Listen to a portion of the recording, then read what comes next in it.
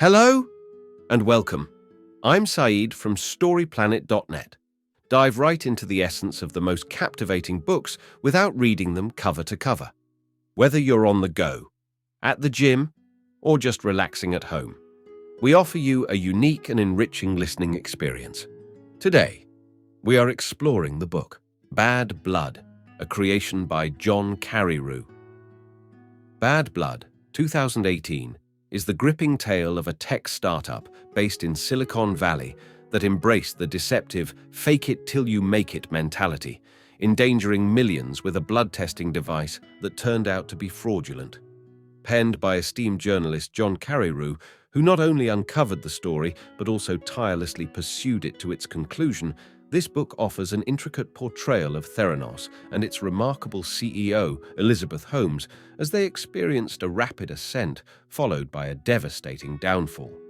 Before we delve into these revelations, it's interesting to note that John Carreyrou, an investigative journalist and two-time Pulitzer Prize recipient for his work in the Wall Street Journal, has made significant breakthroughs in his career. Notably, Carreyrou has exposed and documented important events such as the decline of Vivendi Universal and the intricacies of US-French relations during the Iraq War. With 7 key ideas to unveil, brace yourself for a deep dive into this captivating book on StoryPlanet.net. To start, this text is emphasizing the thrilling and scandalous nature of the content, focusing on a blood-based scandal that is shocking in its outrageousness, even to vampires. This text discusses the story of Elizabeth Holmes and her company, Theranos, in Silicon Valley. Theranos promised a revolutionary blood testing device, but it turned out to be a lie. The company misled regulators, investors, and customers through deception and trickery. This story highlights the culture of faking it till you make it in Silicon Valley and the consequences it can have. Key idea number 1. Elizabeth Holmes had a game-changing idea for a revolutionary medical diagnosis machine. Elizabeth Holmes had the idea of creating a wearable patch to test blood using microneedles. However, they realized that drawing enough blood with microneedles would be difficult. They then came up with the idea of a credit card-sized blood testing machine that could be plugged into a larger gadget to run diagnostic tests. This machine promised to revolutionize healthcare by providing easy access to medical diagnostic tools. It could monitor hormone levels and send information to healthcare professionals. The device was envisioned to be affordable and accessible to everyone, eventually saving lives and providing cheap medical care. Possibilities included using the machines in war zones or field hospitals. Key idea number 2. The machines were difficult to build. Theranos faced numerous technical issues with their Edison machine, including the inability to test for 240 ailments using a small blood sample and problems with accuracy, dilution of blood samples, temperature sensitivity, and clogged pipettes. The lab director expressed doubts and convinced management to shelve plans for an HIV test. Experts criticized the Edison, with one stating that even with a solution, it would take 1,000 years to run 240 tests on a single drop of blood.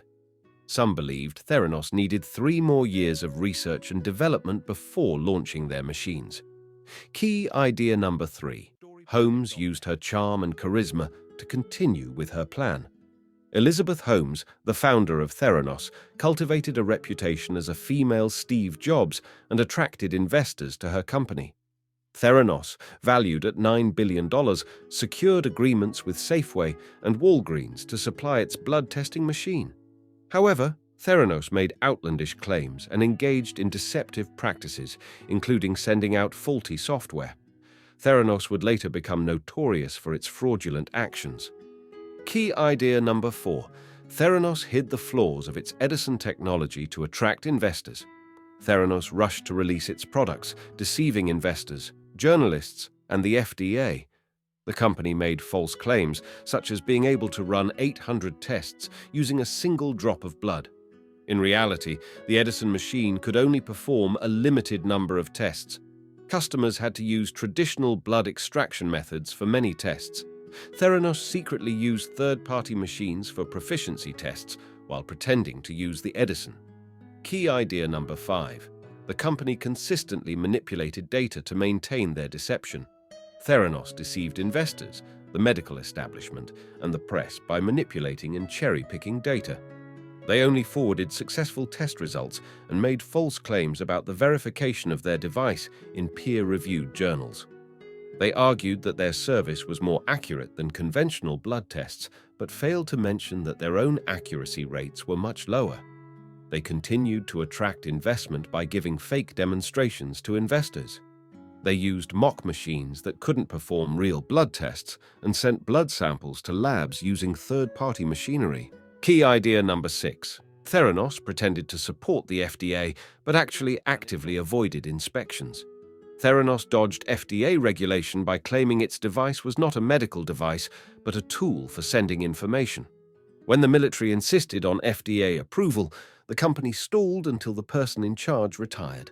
Theranos then cherry-picked tests that met FDA standards and claimed to be a strong advocate for the FDA, generating free publicity.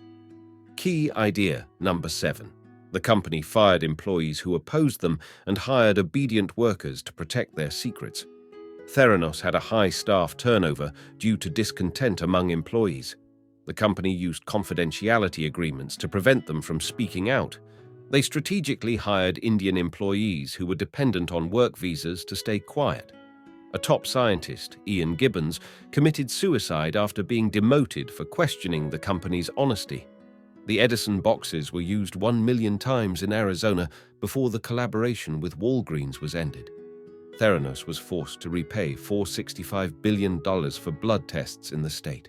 In conclusion, Elizabeth Holmes was a highly regarded figure in Silicon Valley, known for her promise of a revolutionary blood testing device. However, it was revealed that her company, Theranos, misled investors, customers, and regulators about their product's capabilities after discovering it didn't work. This led to the downfall of Theranos and Holmes's reputation. Thank you for listening to this summary. If you enjoyed this exploration, we invite you to discover other fascinating books on storyplanet.net. Don't wait any longer. A multitude of books, stories, and knowledge await you there. See you soon on storyplanet.net.